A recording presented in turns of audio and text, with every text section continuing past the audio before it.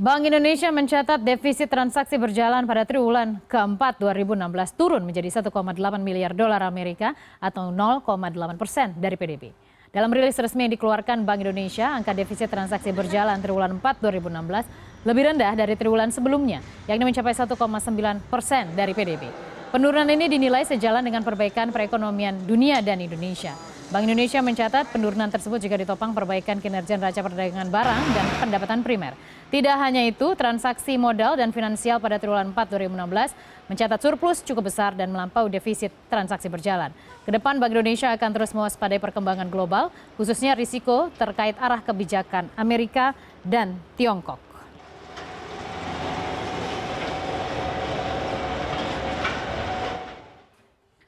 Bank Indonesia tadi seperti informasi sebelumnya merilis salah satu indikator makroekonomi Indonesia, defisit neraca transaksi berjalan. Defisit neraca transaksi berjalan kuartal keempat 2016 tercatat turun seiring membaiknya ekonomi global dan ekonomi dalam negeri. Defisit transaksi berjalan Indonesia tercatat menyempit dari 1,9% dari PDB menjadi 0,8% dari PDB. Lantas, apa pentingnya transaksi berjalan bagi sebuah negara? Defisit Indonesia terendah 5 tahun, saya ulas lebih lengkap untuk Anda. Defisit Indonesia terendah dalam 5 tahun biasanya kalau dalam istilah ekonomi dikenal dengan defisit neraca transaksi berjalan. Saya akan mencoba menyederhanakan apa sebenarnya transaksi berjalan tersebut dan apa pentingnya dan apakah terefleksi juga dengan aktivitas yang sehari-hari kita lakukan. Saya akan coba menjelaskan dengan sangat sederhana. Saya menarik nafas terlebih dahulu ya. Baik, ini adalah defisit neraca transaksi berjalan dalam 5 tahun. Yang saya sebutkan di judul, yang kami sebutkan di judul, terendah dalam 5 tahun adalah ini. Kita lihat bersama, ini adalah trennya. Kita lihat kita mengalami penyempitan. Defisit neraca transaksi berjalan itu menjadi sebuah indikator sehat tidaknya sebuah negara. Bagi kita yang menganut sistem defisit, kemudian kita bertanya, kenapa kita harus defisit? Defisit itu memegang rezim defisit juga nggak apa-apa, asalkan kita mampu untuk menutupi defisit tersebut dengan membentuk misalnya utang pemerintah dan lain sebagainya. Defisit itu masih saja positif kalau saja itu digunakan untuk aktivitas yang menambah nilai ataupun juga untuk kegiatan-kegiatan produktif gitu. Jadi misalnya sederhananya seperti ini misalnya. Kita mau membesarkan sektor manufaktur, kita melakukan impor barang mesin pengolahnya gitu loh. Misalnya sederhananya kita mau membuat tekstil nih, mesinnya kita melakukan importasi mesin. Untuk apa? Untuk industri tekstil di tanah air. Apakah impor mesin itu jelek? Enggak. Impor mesin tersebut digunakan untuk membesarkan ini sektor tekstil. Kenapa? Karena kita nggak melulu dari kapas aja gitu loh. Kita bisa mengolahnya dari kapas, benang, kemudian bisa jadi barang ataupun juga kain nih, kain yang untuk mengolah baju kita gitu loh. Jadi nggak semuanya kita harus suuzon gitu ya, bahwa impor itu negatif. Enggak. Jadi positif, bisa jadi positif kalau selama itu untuk kegiatan produktif di tanah air. Kita kan sedang mau geser nih pemerintah. Jangan semuanya pertumbuhan ekonomi kita itu berasal dari konsumsi rumah tangga aja yang menyumbang lebih dari separuh tersebut. Tapi kita mau masuk ke sektor manufaktur, makanya kita pasti tidak terhindarkan aktivitas impor. Karena kita pasti membutuhkan sesuatu baik mesin, bahan baku, dan lain sebagainya. Lalu tren terendah dalam 5 tahun itu apa artinya bagi Indonesia? Artinya negara kita semakin sehat. Kenapa? Karena defisitnya makin menyempit, makin kecil gitu loh. Defisit itu adalah selisih antara, ya sederhananya mungkin ada beberapa aktivitas ya. Selisihnya yang keluar dan yang masuk gitu loh. Artinya, nih, kita itu memang masih tercatat defisit tapi semakin turun. Tahun 2012 kita 2,8% terhadap produk domestik bruto. Tapi tahun 2013 adalah tekanan paling besar ya sepanjang 5 tahun. Negatif 3,2 defisit kita. Kemudian defisitnya sedikit menyempit di 3,1, tapi dari 2014 ke 2016 itu defisitnya makin kecil. Artinya apa? Indikator kesehatan negara kita itu bagi pasar global semakin baik. Ini salah satu indikator yang cukup menarik untuk kita cermati. Lantas, kemudian kita ingin tahu siapa saja sesungguhnya penyumbang neraca transaksi berjalan. Jadi neraca transaksi berjalan itu ada beberapa poin ya. Yang pertama adalah neraca perdagangan. Kemudian kita lihat juga neraca perdagangan itu ada lagi, ada barang dan juga jasa ya. ada barang dan juga jasa. Jadi jangan kita mengira bahwa semuanya itu ekspor impor barang aja, tapi ada jasa. Jasa itu contohnya apa? Banyak sekali, misalnya pelabuhan, kemudian kita juga jasa untuk kita traveling, perjalanan, transportasi itu masuk jasa juga. Saya akan spesifik nanti ke jasa, ke slide tentang jasa. Tapi paling tidak ini juga ada mengenai transaksi finansial. Transaksi finansial itu sederhana juga bagi Anda para pelaku bursa, para pelaku pasar di bursa. Pasar portofolio ataupun pasar saham itu menjadi salah satu indikator. Ada juga nanti yang namanya pemasukan primer ya. Pemasukan primer itu ya itu sangat spesifik tapi saya coba menyederhanakan.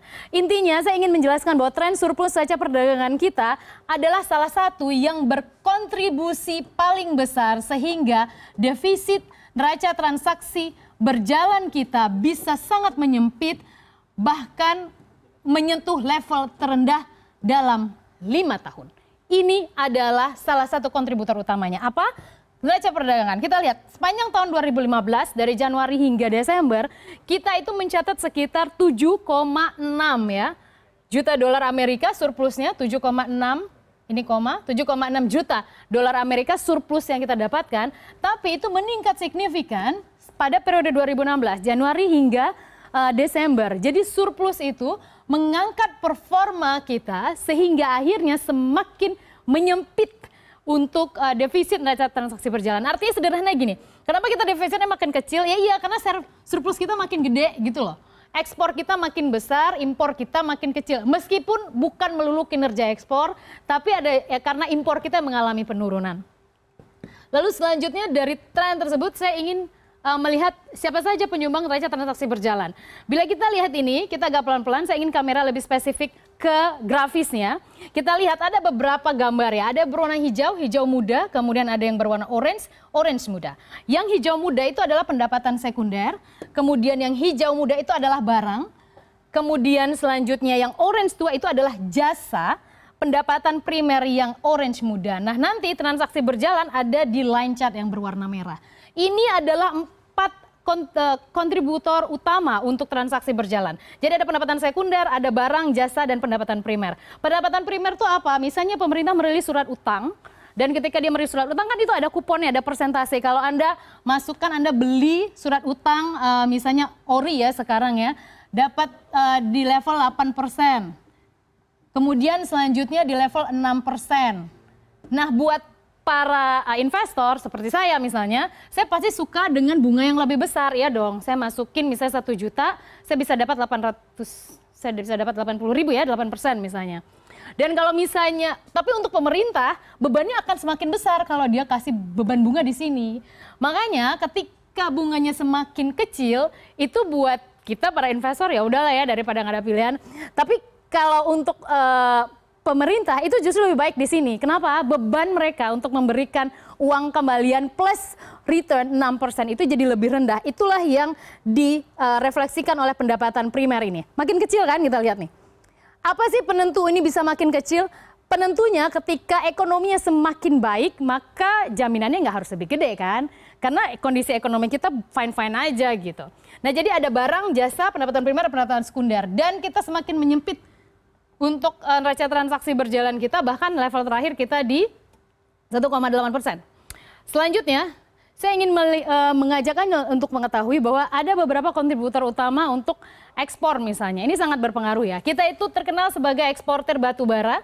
Tidak heran batu bara berkontribusi cukup besar. Apalagi ditambah dengan harga, kalau ini sumbernya dari Bank Indonesia dan juga BPS ya. Itu harga itu juga berpengaruh. Kenaikan harga batu bara makin tinggi.